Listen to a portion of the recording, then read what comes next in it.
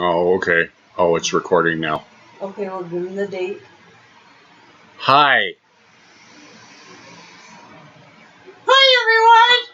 Hi, everybody. This is Theresa. Hi, everybody. So, Howdy. Teresa here.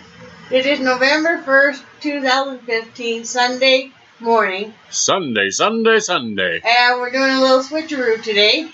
Yes. My husband is going to do a bit of a rant. But real quick, I got to do my customary temperature, babe, and then I'll turn it over to you. Okay. All right, it is 62 degrees right now. The high will be 66 and low will be 39. And over to you. And we're supposed to have snow on Wednesday, which is nice. Really? Yes. Oh, okay. Which is very, very cool. I am your guest speaker for the evening. And, For the evening? well, for the day. And Teresa needs to harvest me because my facial hair is really getting a little overwhelming. So there was one of the things I wanted to talk about is this is cool. I can pick my nose, and the dog on your screen isn't picking his nose. But one of the things that Teresa had somebody that kind of went off on a grocery store employee and talking about their minimum wage job. And what really just irritates the out of me is everybody thinking that grocery store employees are lazy, they can't do anything else, they don't have to be intelligent, and that is so far from the truth. The biggest thing with grocery store employees is you are really underpaid. I saw a lot of good people that left the grocery industry because they could go out in the oil field and make 4 times as much money, and they didn't have to physically work as hard. It takes some intelligence to make sure that there is enough product on the shelf and not overload the product. There's such a delicate balance between sales and inventory, and if you do it right, you got to be smart to do it right. So these people that act like the grocery store employees are just so lazy and so stupid, I would like to see them try to do that job and then realize how difficult it truly is. I hired a lot of people over the years, and these people, they thought all they're going to have to do is sit behind the cash register and push buttons. And there's so much more to it than that. It was like when I was running the liquor store, I was having to write ads, I was having to determine pricing, and I had to find the balance between making the profit margin that the company wanted me to, and to keep my prices so they were competitive with everybody else, and having to decide. One of the things the big grocery store chains don't realize is that there's a huge variation in sales, but even between the store I worked at and the other store is about 5 miles away as the crow flies, and our top 20 were so different between the two stores. So you kind of got to balance it out locally, and that's the biggest thing I see with these grocery stores is they don't want they want the cookie cutter stores. They want, if you go to a store in Billings, it's going to be exactly the same as Omaha is in Phoenix, and that's one of the big things these grocery store chains have lost sight of is the local touches that cater to the locals, and they do need to work on that. But yeah, well, and even the demographics, because Omaha, Nebraska's weather and economics and what needed is so different than, say, in Casper, Wyoming. Yeah. Oh yeah. It is so much different, and the thing that really ticked me off is I had a guy sitting behind a desk at the home office, and I'd been working, the last 14 years I was there, I ran the liquor store, And I'd been running a liquor store for 10 plus years, and this guy sitting behind the desk knew more about liquor sales in Casper, Wyoming than I do. I don't think so. Yeah. So but those people in the grocery store, I kind of got off on a little tangent, but those people in the grocery store, they're very, very seriously underpaid. The gross profit margins are just razor thin. By the time after they pay labor and all the expenses, most of these stores are only making between 0.5% and 2% gross profit margin for the whole store, which it's not a lot, when you can consider retail industry and other areas. Yeah, there is not a lot. But those people, most of the longtime people are there because they love the job, because they love the people that come in. In 34 years, I watched a lot of people. I remember them when I first started, that they were just toddlers, and then seeing them grow up, get married, have kids of their own. You saw the whole life and death cycle. Yeah, I did. I mean, you saw someone come in the world and go out of the world. Yeah.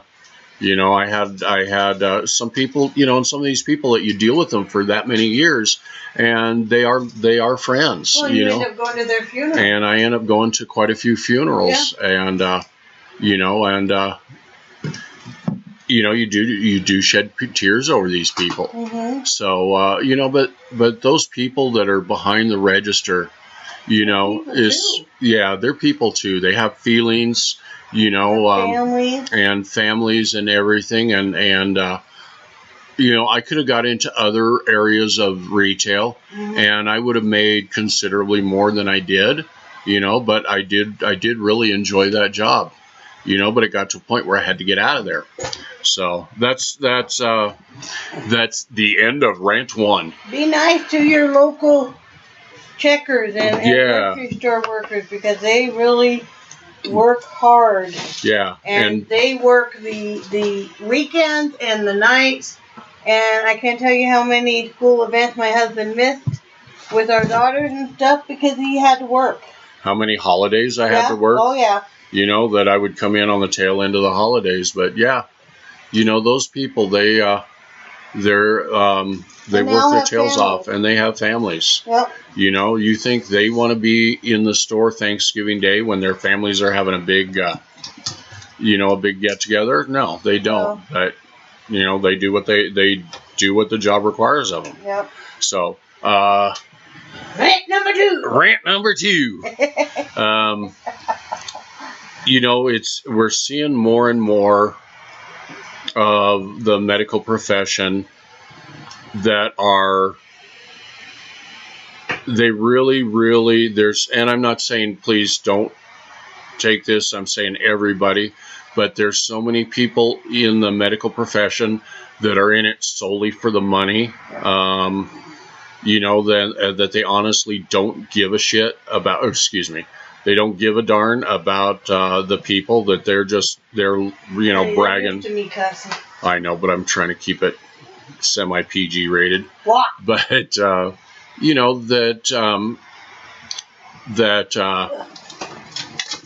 only reason they're doing it is because they're making $30-40 an hour, and they're not in it because they genuinely want to help, and I'm very, very. That wasn't necessary for me to lose weight. Yeah, well, I was getting to that. Okay, thank you. I'll just keep cleaning my crap up over here in my corner. You're making my dog's head move and talk and everything. What? Yeah, but there's some. Okay, I'm done now. Wow, there's so many of these people that. And like I said, please don't take this that I'm beating everybody up, because I have met some absolutely wonderful people in the medical field. Doctor is good. Yeah, we go to see Dr. Lawrence, which he he impresses me so much because, you know, you when you talk to him, you feel like that he is genuinely concerned and he's genuinely there to help you. And he's working with you. And he works with you, you know, I mean, you know, he won't, you know, I've always had bitterness toward doctors because the original doctor I went to, he was there when my two of my little sisters crawled out, and you know, it's kind of scary. Last couple times I saw him, he kept calling me by my dad's name, and you know, that just kind of, you know, what are you going to do? Give me some old person drugs that, you know, is going to make my face fall off or something like that, you know?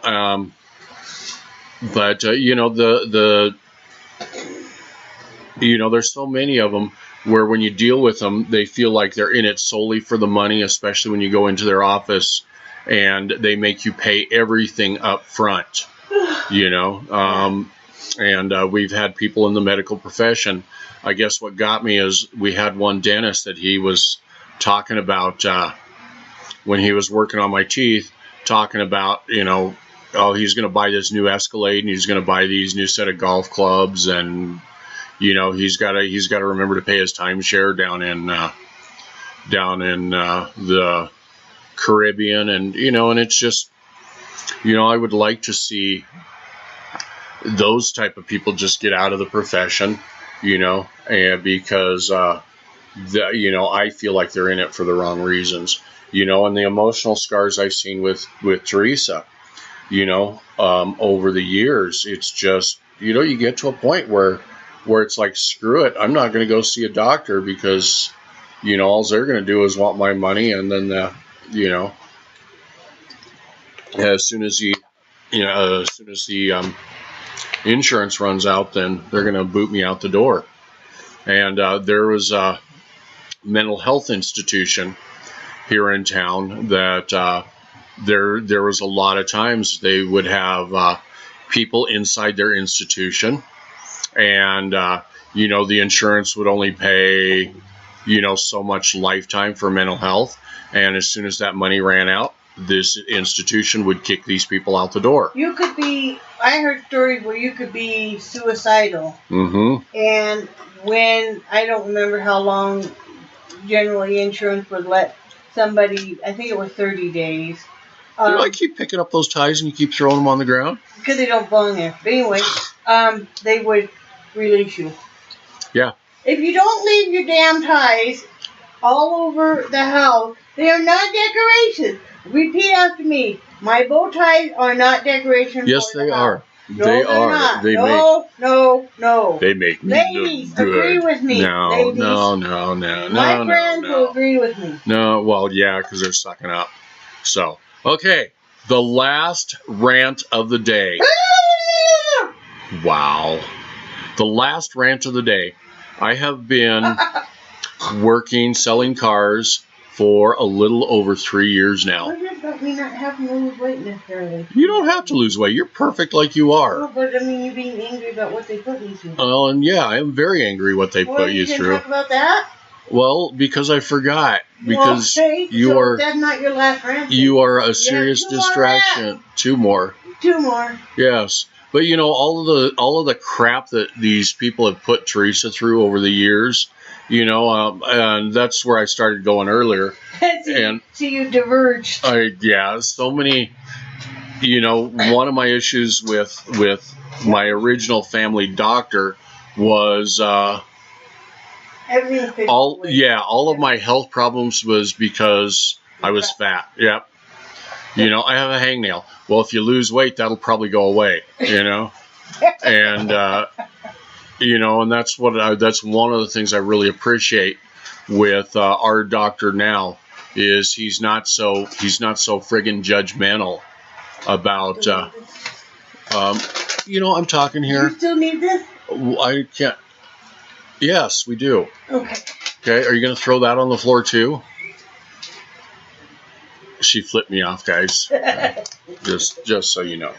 You know, and you see this cute little puppy face, and how can you flip off this cute little puppy face? But you know, it's. Will you just quit? Holy crap! But now I forgot what I was talking about.